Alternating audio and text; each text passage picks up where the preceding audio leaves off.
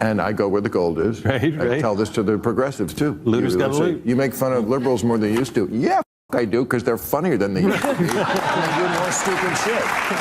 That's what my special's about. That's right. Of Republicans, non-registered, and pull from Democrats if you want to be a Republican who wins. It's a complete party realignment. But people are pissed now. See, They are. By the way, this is why we need people other than comedians, because they know facts and stuff. Bill Maher's audience is starting to turn on him after he's going full anti-woke in the last couple of episodes that he did. Let's get into this clip here, where not only Bill Maher, but also his panel members start to school his woke audience on multiple different things, including Donald Trump, including the LA wildfires, many different things. Bill Maher and his panel go after his own woke audience for their ridiculous woke takes. Let's get into this clip here where Bill Maher's audience turns on him for his anti-woke statements. Now for a political shift in California, and you've already been seeing it happening a little bit already. You saw it in this last November election with LA District Attorney Gascon losing to Nathan Hochman, who was an assistant attorney general under George W. Bush. You've already seen where progressive policies are being pushed away in California. In 2020, House Republicans, California and New York are considered the majority makers in the House of Representatives. It's where you pick up those seats to get you into the speakership. California in 2020 really helped lead the charge of turning seats to Republicans to bring in a House Republican majority. 22, we slipped a little. 24, they've been able to stay competitive in some of these races like David Valadao. But if you look at a state like California purely politically, you're looking at like a 45% Democrat registration, about a 24% Republican registration, and about a 21% no party registration. You have about an 84% registration rate in the state. Because of the political realignment that you've seen in the United States over the last decade, Democrats have become the higher propensity turnout voter. What does that mean? It means that in an off-cycle year, your non-presidentials, your midterm years, your special elections, your recall elections, where it's not a learned pattern of behavior. Most people, if they vote, they'll generally vote one of four. They'll vote in a presidential election, right? These people are more hardwired to vote regularly now. So you already had a registration deficit of nearly 2-to-1 with Republicans. Even if you add in the non-registered folks, you're going to see that that's almost identical to Democrat registration in the state. Getting out a low propensity voter gives you generally in the national election with Donald Trump. That was the shift you saw, was that they were going after low propensity voters, those who don't regularly behave in that fashion. Right. In order to do that in California politically, you got to catch like political lightning in a bottle. You got to have a candidate with money. You got to have a candidate who can raise money. And you got to have somebody who can take that coalition of Republicans, non-registered, and pull from Democrats if you want to be a Republican who wins. It's a complete party realignment. But people are pissed now. See, They are. by the way, this is why we need people other than comedians, because they know facts and stuff. It's crazy how Bill Maher doesn't just immediately push back on that. You know, the Bill Maher that I know from the last 4 years, really the last 8 years, I never thought I'd hear Bill Maher say, yeah, you know, California could turn red. That's crazy. I never thought that would ever come out of Bill Maher's mouth, and yet it did. And, you know, you could hear the audience, like, you know, moaning and groaning as this person's talking about how California could flip red. I'm very curious to hear what you guys think in the comments. Do you think that California could ever flip red? Because my first knee-jerk reaction is, hell no. California's never turning red. It's just too blue, you know. Even though the state is going downhill, even though Los Angeles is going downhill, San Francisco is going downhill, it's kind of turning into a crap hole out there, no doubt about it. And also the cost of living is just ridiculously high. I feel like I say it in every video, but why the hell do people live in California and New York? Why do you do it? It's a shit. They're both shitholes. Okay. I don't care what you say. I know New Yorkers are gonna get mad at me for saying that. It just seems like a shitty place to live. Like it just does. You live in these tiny ass apartments. You pay crazy, crazy money for rent, crazy money for taxes. Why do you live there? And then also on top of that, your lawmakers suck. The crime rate sucks. You know, everything sucks about those places. But yet people still, you know, it's like they really want to live there very badly. I don't understand why. And even though all those things are true, I don't know. I have a hard time seeing a world in which California turns red. But I know a lot of people have been saying it's possible, including people like Bill Maher now and Anna Kasparian, and these leftists are saying that it is possible. And we did see some indication that that's a little bit possible. There's a little bit of life, a little bit of red life within California. But I don't know, man. It's hard for me to believe. I'm curious to see what you guys say in the comments. And I know you're going to rip me apart for saying that California and New York are shitty places to live, but it's the truth, okay? I don't care. Progressive staff on the Hill asking for a 32-hour work week. I missed that story. Oh, yes. They sent out a letter asking for a 32-hour work week. I have two thoughts about this. One, sure. Progressives, if you want to work less on Capitol Hill, make it easier for Republicans to do their jobs. We're all for this. And two, working on Capitol Hill is a public service, and they try to make it available to those who don't make a lot of money. You can get your federal student loans repaid by working on Capitol Hill. That was something that started under Nancy Pelosi's speakership to try and stop the brain drain off the Hill, because it's much easier to make money not working on the Hill.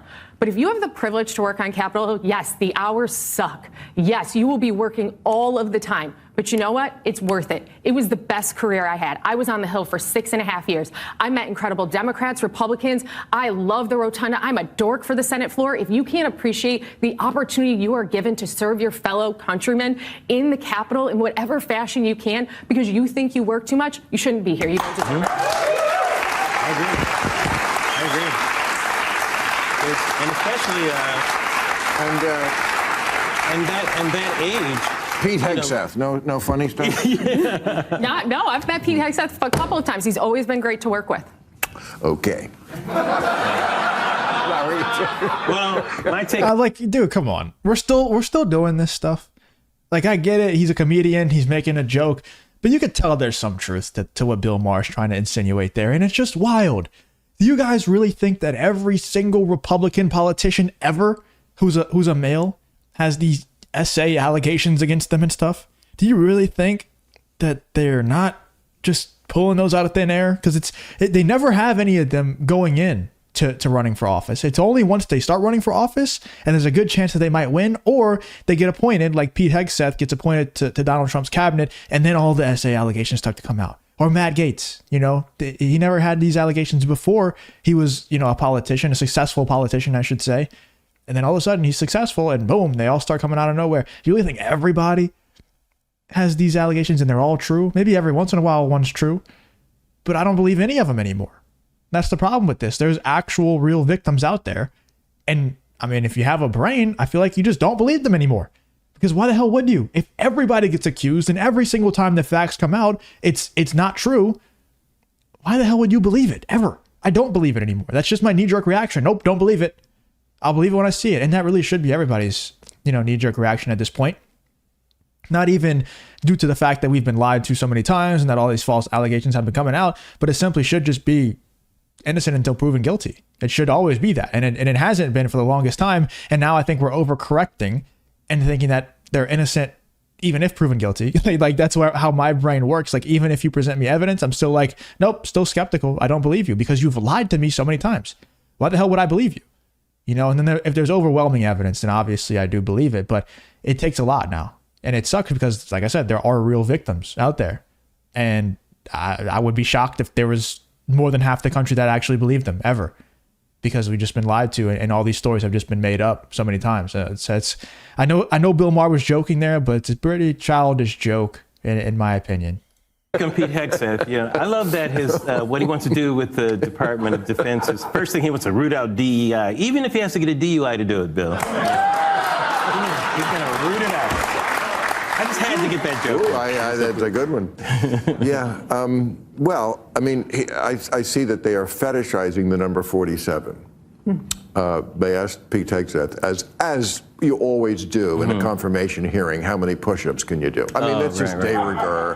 If you enjoy content like this, then make sure to leave a like and subscribe to the channel. It really does help me out a ton. Let's get back to the video. It goes back to the beginning of the Republic. When you're confirming someone, you ask them how many push-ups they can do.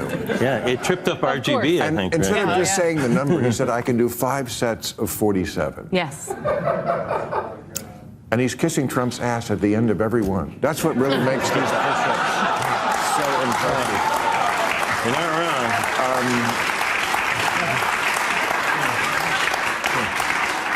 Here's my thing about that. I said this at the end of last year. This stuff is comedy gold. Oh, yeah. And I go where the gold is. Right, I right. tell this to the progressives, too. Looters gotta say, loot. you make fun of liberals more than you used to. Yeah, fuck I do, because they're funnier than they used to be. And they do more stupid shit. That's what my special's about. That's right.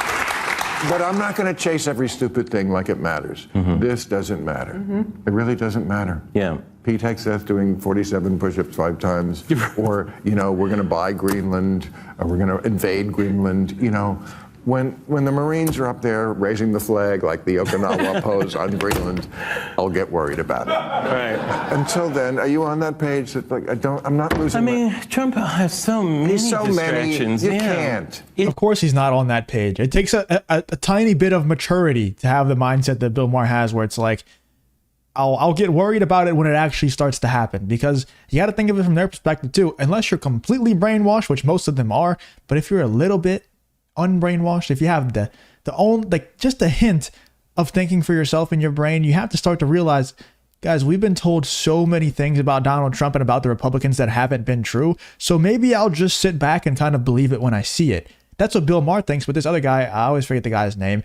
He's very woke, and he's not going to believe it when he sees it. He's going to believe it whenever the machine state tells him to believe it. That's exactly what he's doing. That's how most people operate in this space. So he's not going to wait and see. He's going to freak out every single time the machine state tells him he should be freaking out about Donald Trump. He's a threat to democracy. He's a misogynist, racist, everything. Every istophobe in the book, he's going to freak out about it. Anyway, let me know in the comments what you guys think about Bill Maher. It seems like every episode now he's just torching liberals and going after liberals. And, you know, he had this Republican woman, I don't know her name, but she's a Republican strategist who went on Real Time with Bill Maher and said that California could turn red, and Bill Maher was agreeing, and you could hear his audience moaning and groaning in the background about it.